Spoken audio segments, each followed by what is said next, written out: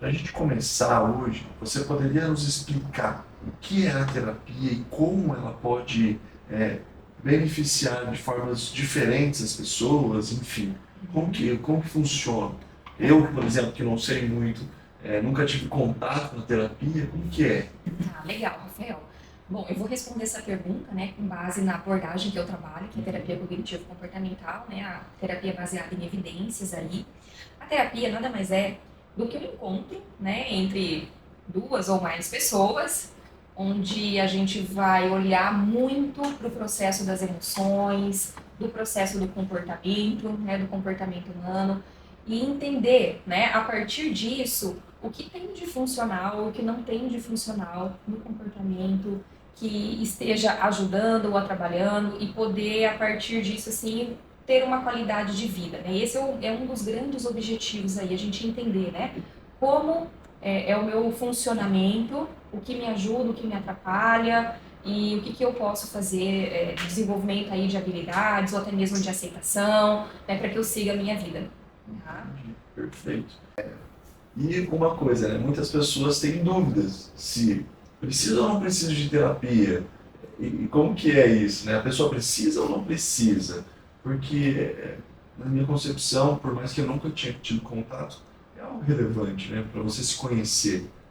Mas me explica isso. É algo relevante, mas assim, existem diversas formas de se chegar até a terapia, né?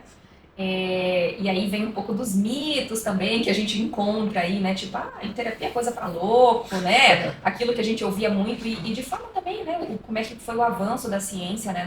Da psicologia aí, que antigamente o tratamento era muito voltado mesmo para pessoas que tinham esquizofrenia, né? Que estavam lá internados em hospital psiquiátrico. Então, criou-se um mito muito forte a respeito disso. Tipo, eu não sou louco, não preciso, né? Isso é muito comum, a gente escuta isso o tempo Isso não é todo, pra mim, né? não. Isso não é pra mim, não, né? E até outra coisa que eu escuto, Rafael, assim, que eu falo, gente, eu me sinto às vezes até um ser místico, né?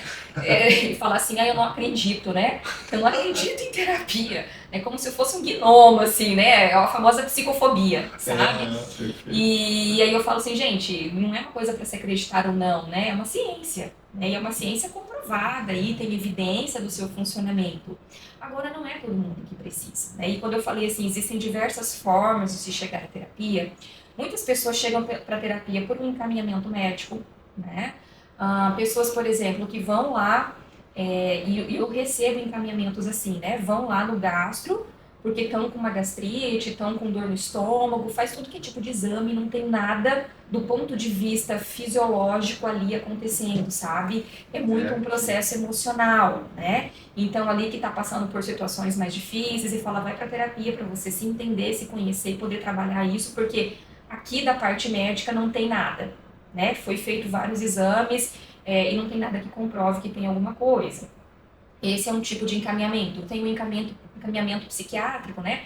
Por algum transtorno, né? Transtorno de bipolaridade, né? Transtorno depressivo, transtorno de ansiedade, toque, né? Então, muitos vêm também por esse processo de encaminhamento aí de um médico especialista e um psiquiatra.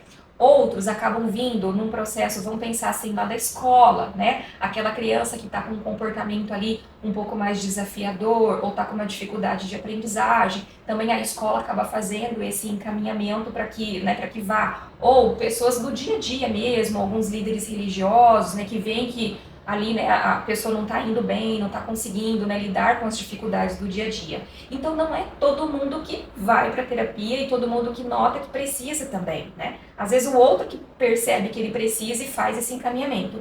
Ou até mesmo assim, existem pessoas que conseguem ter uma funcionalidade muito boa na vida, tem um processo aí de autoconhecimento próprio que ela vai, não tem necessidade. E dentro da TCC, né, eu falei, eu vou responder muito baseado na minha abordagem. Na TCC a gente tem a premissa de que a gente quer que o paciente ele seja o seu próprio terapeuta. A gente quer que ele tenha alta, que ele consiga desenvolver ali, se perceber, trabalhar com seus gatilhos, entender o que é gatilho para ele, o que ativa aquela situação, e para que ele consiga ali próprio, né, ele próprio identificar, fazer o manejo do que precisa e pronto. Tá? Isso não significa, Rafael, que a gente vai ter uma vida cheia de prazeres. Isso é impossível, né? Isso não é da condição humana. A gente tem falha, a gente erra, e como é que a gente lida com o nosso erro, como é que a gente lida com as nossas dificuldades aí também, né? Então, isso é algo muito importante. Ninguém vai para terapia para buscar a felicidade plena, porque essa não existe. Tá? É a gente aceitar o que a gente tem, trabalhar com o que a gente tem, né? E desenvolver habilidades aí para isso. Excelente, Renata. Algumas pessoas consideram a terapia como um luxo, né? Não, isso aí é só para quem pode. Que muitas vezes não é, né? É para quem precisa, não para quem pode. Né? Mas como que lida com essa situação ainda do que acha desnecessário ou é um luxo necessário? Né? Não é um luxo, Rafael, Isso. é realmente para quem precisa, né? E eu acho que isso vem muito de encontro com um mito, né? Isso é um mito, se a gente parar para pensar, vem muito de encontro com a falta de conhecimento do que é a terapia, para que serve a terapia, onde é que ela vai entrar num processo aí de tratamento mesmo, né? Para ajudar aí a ter mais funcionalidade na vida. Tá? Entendi, perfeito.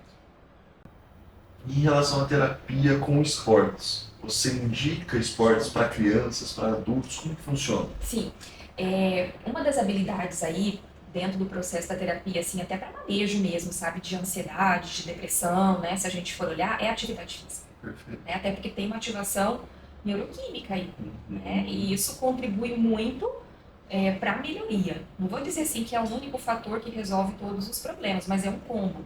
Porque se a gente for olhar assim, do ponto de vista de causa, é multifatorial. Né? Então a intervenção ela vai também acabar sendo multifatorial. Tá? Então a atividade física ela é um dos pilares. Assim como o sono é outro pilar, alimentação é outro pilar. Então a gente trabalha muito também nesse aspecto assim, de poder intervir. Né? Como é que está a tua vida? Porque vamos pensar em qualidade de vida, né? Como é que está a tua vida? Assim, eu tenho uma atividade que eu gosto muito de fazer que é a roda da vida.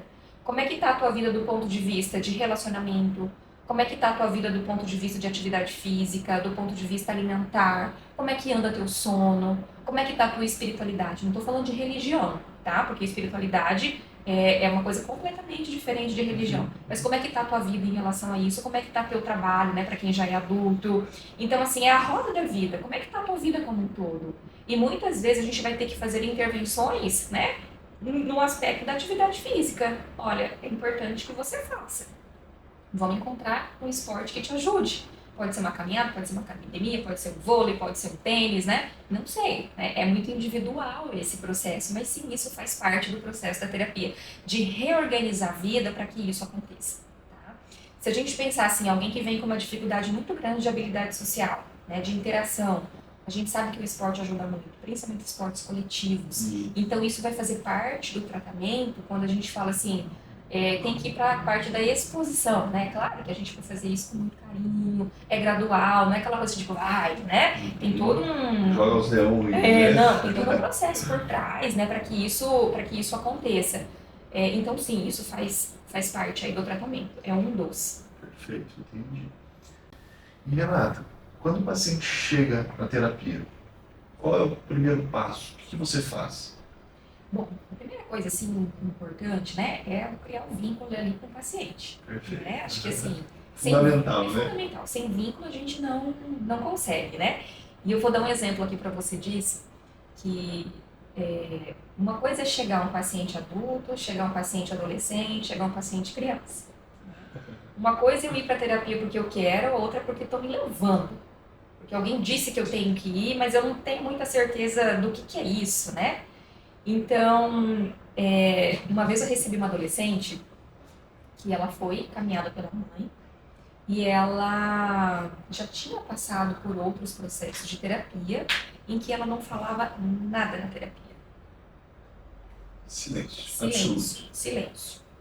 Não falava nada, já tinha passado por outros terapeutas.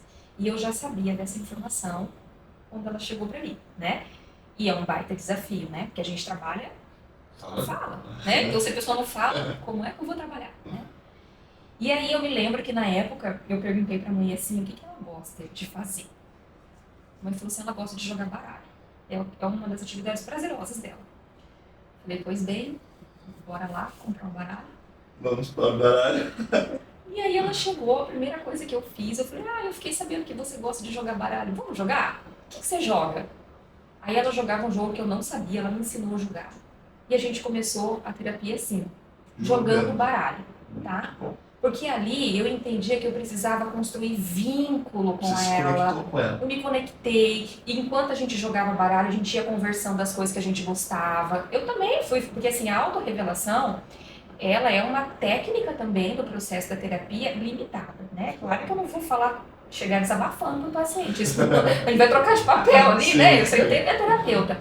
Mas naquele momento eu entendi que eu precisava me mostrar mais humana para ela. No sentido, assim, até de uma humanidade compartilhada, que eu sou humano e que eu também tenho as minhas dificuldades, sabe? A gente tem que sair desse posto, tipo, o psicólogo é o dono do saber, né? Alguém vem aqui para se consultar e eu vou dizer que tem que ser feito. Não, peraí, eu não sou o dono do saber, eu sou um ser humano. Eu também tenho as minhas limitações, também tenho as minhas dificuldades, né? E a gente está ali num processo colaborativo, Com certeza. né? E ali foi, sabe? Dali foi, e assim, de verdade. E A fluiu. gente fluiu. Então a primeira coisa é vínculo. Depois que a gente faz esse processo do vínculo, né? Vai pra queixa. Por que é que você tá aqui? Qual é a tua dificuldade? Onde é que isso está sendo e não sendo funcional? A gente vai montar o que a gente chama aqui de conceitualização cognitiva. Eu preciso ter uma formulação desse caso. Eu preciso construir a história dessa pessoa que chega até mim. Eu preciso entender como ela vê o mundo. Eu preciso ver o mundo a partir do olhar dela, do porquê que aquilo está acontecendo. Para a partir dali eu construir o meu plano de intervenção, o meu plano de tratamento. E tudo isso de forma muito colaborativa. Eu vou mostrando para o paciente como é que isso acontece. Sem assim, pressão. sem pressão. Sem forçar nada. Sim.